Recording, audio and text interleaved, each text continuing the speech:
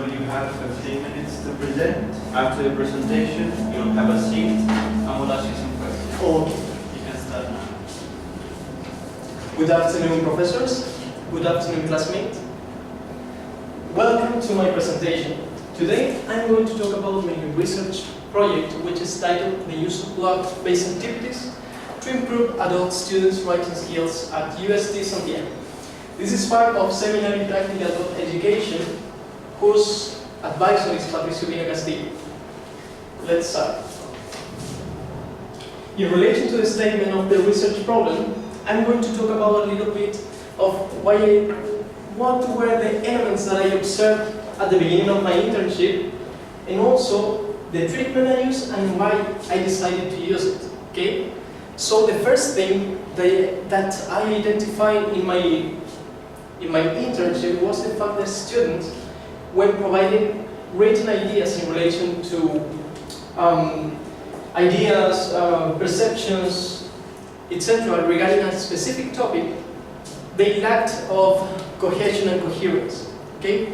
For example, they wanted to explain a next topic, but at the end, they ended by explaining something totally different. So that was what caught my attention in first instance.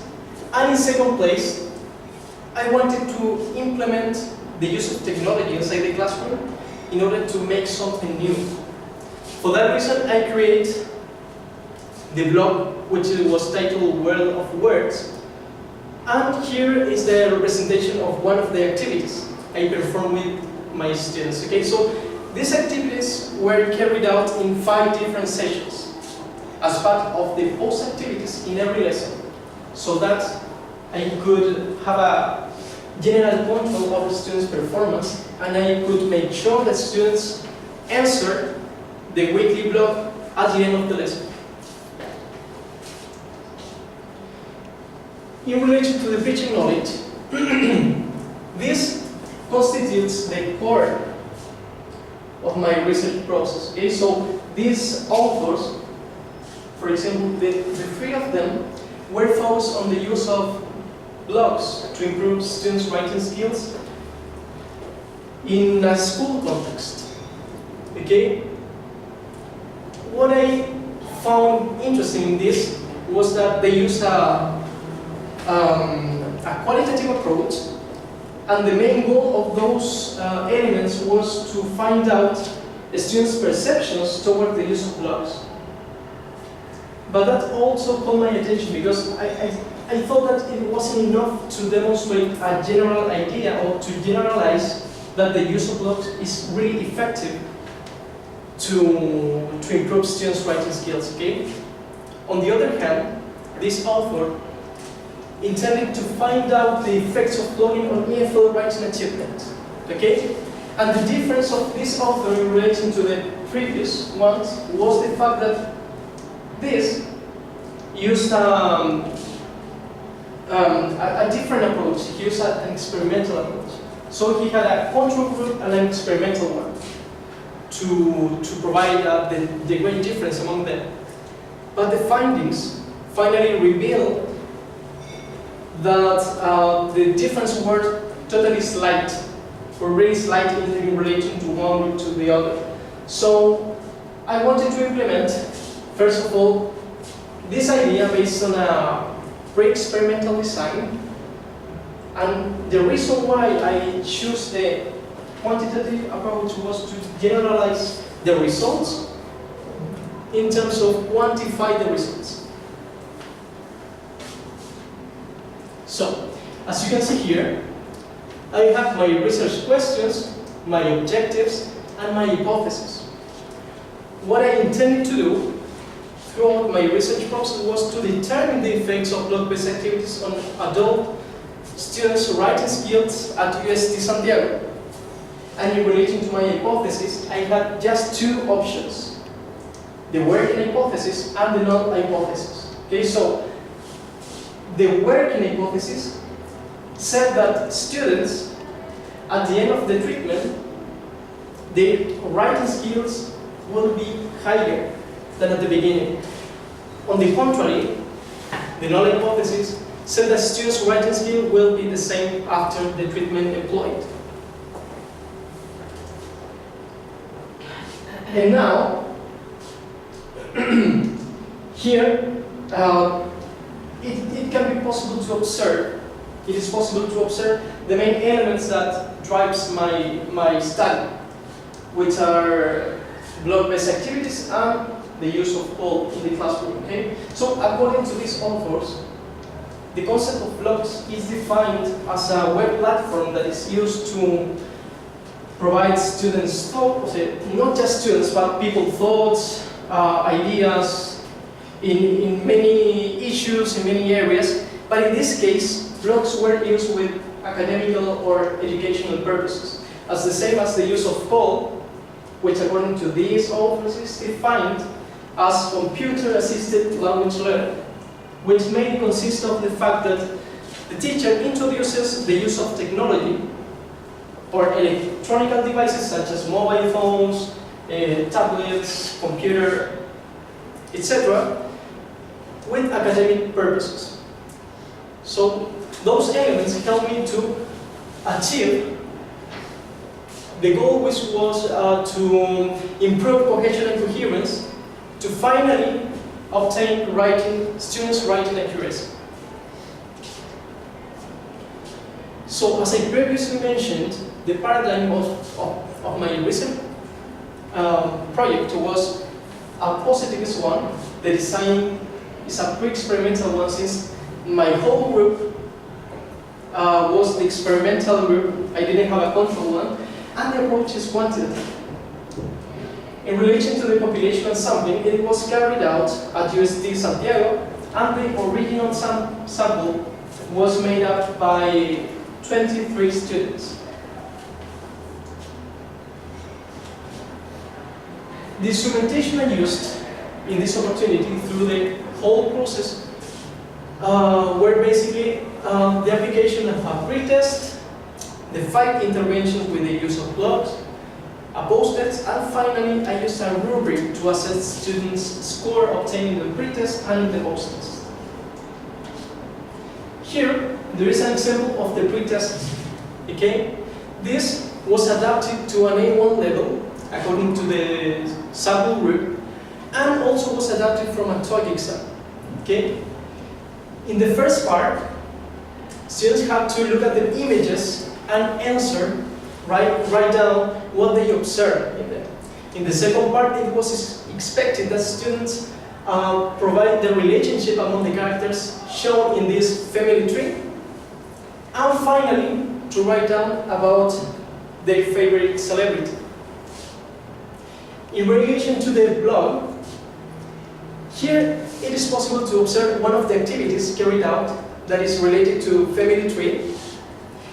In this part, it is possible to see every student's post at the end of each lesson, and finally, the teacher's correction of every student's mistakes, so that the teacher was sure that students were conscious of their mistakes committed in every post, which also were reinforced in the following lessons. This is the post-test, okay? And this kept the same characteristics, and the nature of it is the same as in the pre-test. Just the images in the item 1 were changed, but the nature of it is exactly the same. And finally, it is possible to observe the rubric used, which is the tool that was assessed, which was evaluating the students' performance from level 1 to 4, from a low level to an exceptional one. And it was made up by 6 elements that are basically made up by sentence, punctuation, vocabulary, ideas, sentence, and grammar. So, the data analysis techniques that I employed through this process was validation protocols, in which 3 professors in the area of English teachings took part, and validating my instrument in terms of content validity, face validity, and also construct validity. Also, to provide my instrument with reliability, crunchback alpha was used. Also, I calculate a P-test to obtain the p-value and cohes d, which elements I'm going to explain you later. In relation to the consideration of trustworthiness, as I mentioned before, students' proficiency was A1 according to a pre-test that was carried out to students at the beginning of the course, and the sample mortality for this study is represented by 10 students out of 23 that were taken aside because they presented problems with attendance. Basically that. So, in this part, it is possible to observe in blue color the post-test results, and in green the pre-test result, and in green represents the post-test results. Okay? So these final scores taken from the calculation of the rubric of every element were calculated on a template made in Excel to obtain crunchback alpha results, which was not 0.93, which according to this chart was an excellent result for this study. Okay? In relation to the findings from the pre and post test, it is possible to observe these graphs with in the green color represent the pre-test results, and in the blue color represents the post-test results. Okay? As you can see, the difference is a little bit slight, but it was considerable since all students performed better in the post-test. All obtained better results than in the previous one. As I mentioned before, a P-test calculation was made. Yeah. Okay. So according to Gas 2016, a P-test calculation evaluates two means that in this case are represented by the final score obtained in the pre-test and in the post-test to establish a difference and to know whether students obtain those results just by chance or not. From that assumption, p-value also was calculated, and according to Gas, p-value reveals the low value of significance in this case to establish or to reject in this case, better said, the null hypothesis. Okay? So in this case, the value obtained was 0.000019, which represents a significant value for this study. After that, it was decided to establish the Cohen's d calculation, which according to Likens, Cohen's d helps to quantify the size effects of the treatment over students' writing skills, that in this case is the use of log-based activity. And the value obtained was 0.947. Okay, so the minimum value to be obtained was 0.2 to be an acceptable value and for a small effect. And to a large effect, it was considered to obtain a value of 0.8. So in this case, the Cohen's d for this study represents a large effect. So taking these elements into account, those values into account, it is possible to reject the null hypothesis. Regarding limitations, first of all, it can be said that one of them is the fact that the implementation of the block activities were made in poor session, just 5 sessions.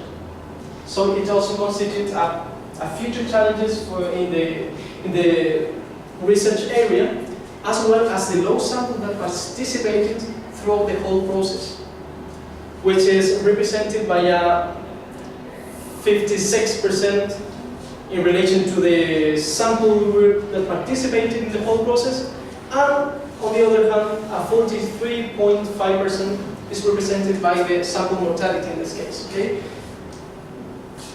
And another limitations, and very important to consider, is that this study was carried out on a pre-experimental design. So even when the results obtained were good in relation to the PERTI test, those results are not enough to prove, because of the pre-experimental nature of it, that blocks-based activities have a great impact on students' writing skills that can be considered for the next or future challenge in the research area.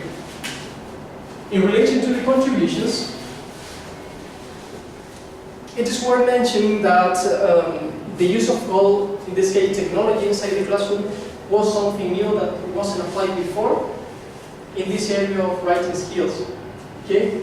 And also the fact to implement a quantitative approach which make it possible to generalize more the values, the findings obtained through the research in relation to a qualitative one. Since in qualitative it's more general, here it's more specific. So as a future direction of the research area, also it constitutes to carry out this study to a larger sample, and also the fact to make to implement this study on a pure experimental approach or mixed, to also have students' perceptions. And finally, I would like to share with you my metacognitive analysis as a teacher and researcher at the same time, in relation to my strengths, my weaknesses, and also my future challenges I identify from my professional field. So, to start off my strengths, I can mention that as a researcher and a teacher, I am really organized and methodical. And that helped me to always have a plan B, just in case of possible problems that can be presented during the lessons. Okay. Also, that helped me to have a really good classroom management, which were my main strengths during the whole process. In relation to my weaknesses, this time I applied something different that I have never applied before during my research study, which was the quantitative approach. So it constituted a great challenge for me in this time. I didn't know anything about that, but through the process I was learning how to address the results, how to explain them, and to know the meaning of them in relation to the study, which also constitutes a future challenge to go deeper in that area, to implement it with more security, with more efficacy. And also the fact that as a teacher, I need to implement more CCQs at the end of each lesson to make sure the students really understand the core of the lesson and also the instructions. And that was something that I missed in more than one opportunity. So that also constitutes a future challenge as well to